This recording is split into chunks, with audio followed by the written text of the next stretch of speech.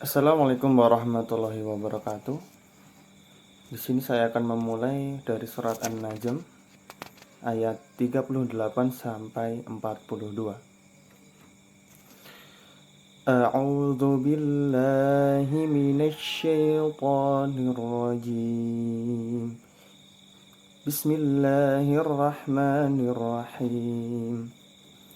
Alla taziru waziratun wizra ukhra, yaitu bahwa seseorang yang berdosa itu tidak akan memikul dosa orang lain. Di sini dijelaskan seseorang yang berbuat dosa karena perbuatan dan keingkarannya itu tidak akan memikul dosa orang lain dan tidak dapat mendapat manfaat dari perbuatan baik orang lain juga. Kemudian ayat selanjutnya ke 39, wa allaysa lil insani illa ma sa'a. Manusia hanya memperoleh apa yang ia usahakan.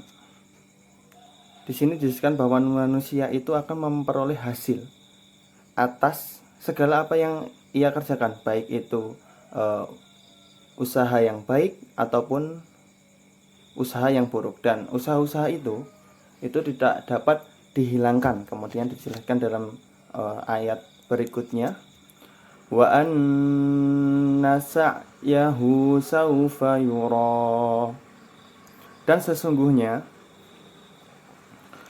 usahanya itu kelak akan diperlihatkan kepadanya. Ini dimaksudkan semua perbuatan atau usaha-usaha yang telah diperbuat atau dikerjakan itu pasti akan diperlihatkan di hari kiamat nanti.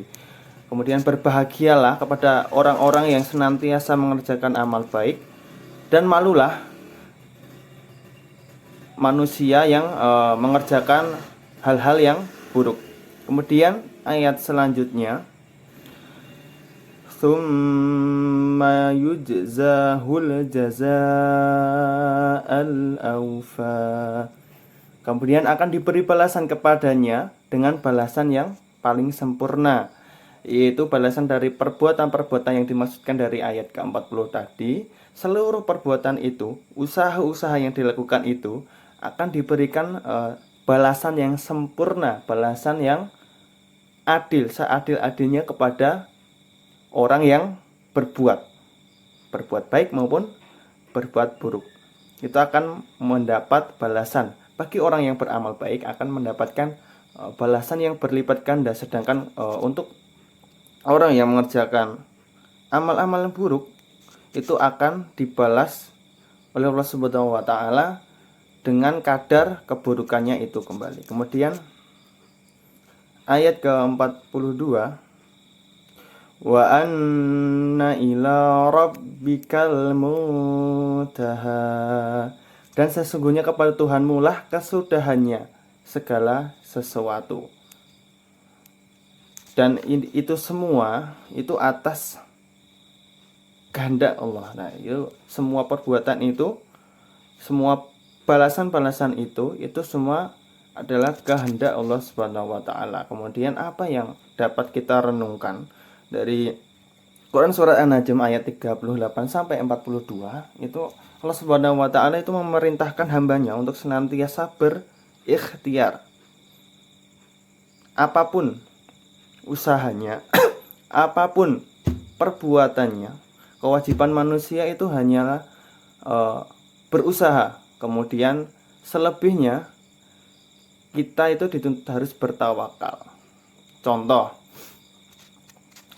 misalnya kita ingin memperoleh sesuatu. Misal pada waktu ujian masuk ke kampus, misalnya kita ingin masuk ke universitas yang favorit. Nah, kemudian kita juga harus berikhtiar. Ikhtiarnya apa? Kita belajar dengan sungguh-sungguh, kita rajin mengatur waktu di sela-sela kegiatan yang mungkin sibuk, kita belajar. Selain itu kita juga harus bertakwa, kita beribadah. Itu merupakan bentuk ikhtiar kita. Untuk apa? Untuk memperoleh keinginan, cita-cita yang kita dambakan. Dalam maksud masuk ke universitas favorit tadi. Kemudian apa yang kita lakukan setelah berikhtiar tersebut? Yang kita lakukan selanjutnya adalah bertawakal, berserah diri kepada Allah. Kita sepatutnya juga harus tahu bahwa segala apa yang kita telah usahakan tadi itu akan mendapat hasilnya. Walaupun hasilnya itu nanti keterima atau tidaknya, itu adalah kehendak Allah Subhanahu wa taala. Kita harus menerimanya. Jangan sampai misal tidak sesuai dengan keinginan kita itu gampang menyerah. Kita harus nanti berusaha, berikhtiar. Apabila tidak dapat tergapai cita-cita di universitas yang favorit tadi, yang didamba-dambakan, kita dapat mencoba usaha yang lain, yang insya Allah nanti semoga diberi kemudahan oleh Allah Subhanahu wa taala. Selanjutnya saya akan membahas Quran surah An-Nisa ayat 9 yang berbunyi, A'udzu billahi minasyaitonir rajim. وَلْيَخْشَ الَّذِينَ لَوْ تَرَكُوا مِنْ خَلْفِهِمْ ذُرِّيَّةً ضِعَافًا خَافُوا عَلَيْهِمْ فَلْيَتَّقُوا اللَّهَ وَلْيَقُولُوا قَوْلًا سَدِيدًا. Dan hendaklah takut kepada Allah orang-orang yang sekiranya mereka meninggalkan keturunan yang lemah di belakang mereka, yakni mereka yang khawatir terhadap kesejahteraannya. Oleh sebab itu hendaklah mereka bertakwa kepada Allah dan hendaklah mereka berbicara dengan tutur kata yang benar. Maksud dari Quran surah An-Nisa ayat 9 ini itu jangan sampai kita meninggalkan anak. Seandainya kita jadi orang tua, jangan sampai kita meninggalkan anak kita itu dalam kondisi yang lemah. Kondisi yang lemah di sini itu bermaksud kondisi yang lemah dalam ilmu, kondisi yang lemah dalam ekonomi, kondisi yang lemah terhadap ilmu agama. Jangan sampai itu semua terjadi. Karena apa? Hal-hal itu akan menjadi bekal mereka untuk menghadapi kehidupan yang sebenarnya setelah kita tiada. Maka dari itu, didiklah mereka dengan bertakwa kepada Allah. Pilihlah pendidikan-pendidikan yang sekiranya memang itu akan berbuah hasil yang baik, membuat mereka menjadi kuat, supaya tidak menjadikan mereka itu lemah. Dengan apa? Dengan memilih sekolah-sekolah yang mengajarkan aspek-aspek 3 tadi. Yang pertama yaitu sekolah yang mengajarkan tentang ilmu agama, kemudian ilmu pengetahuan, dan ilmu-ilmu lain sebagainya. Serta teknologi juga jangan lupa, karena kita juga hidup di era perkembangan zaman teknologi yang sangat cepat.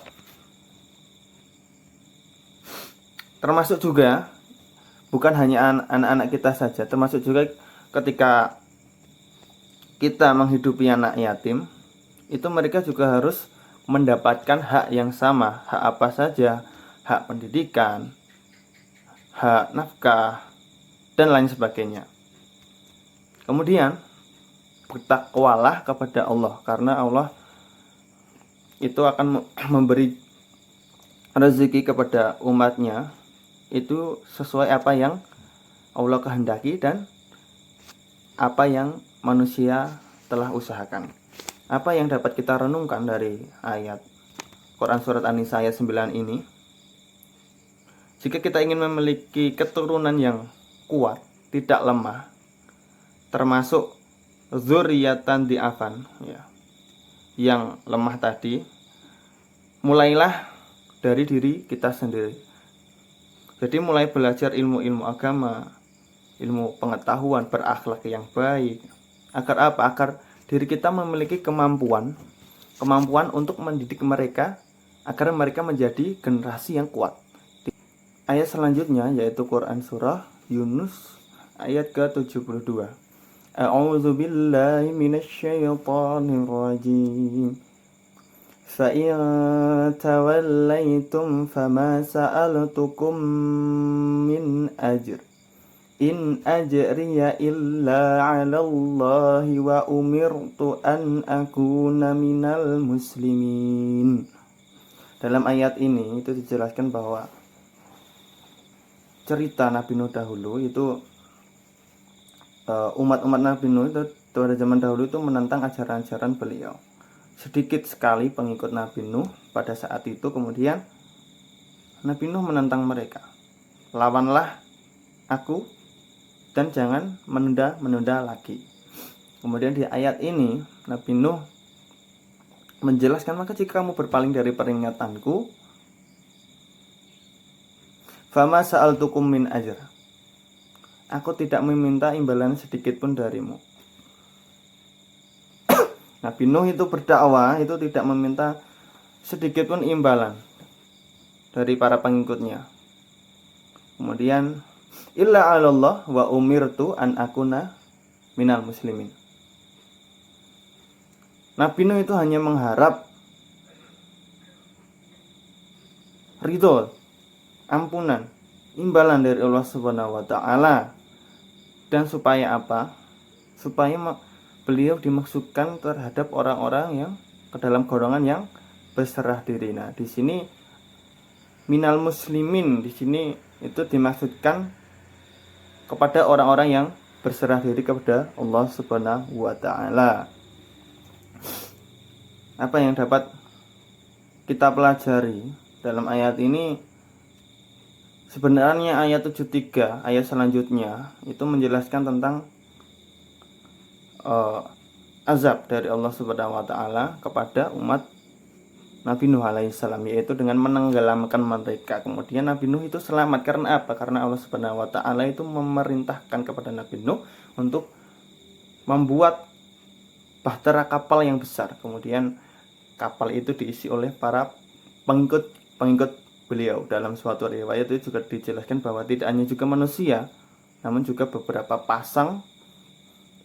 puluh pasang itu binatang, hewan, dan lain sejenisnya. Apa yang dapat kita renungi dari peristiwa-peristiwa ini, dari ayat-ayat ini? Kita semua itu berhak mendapat ampunan dari Allah Subhanahu wa taala.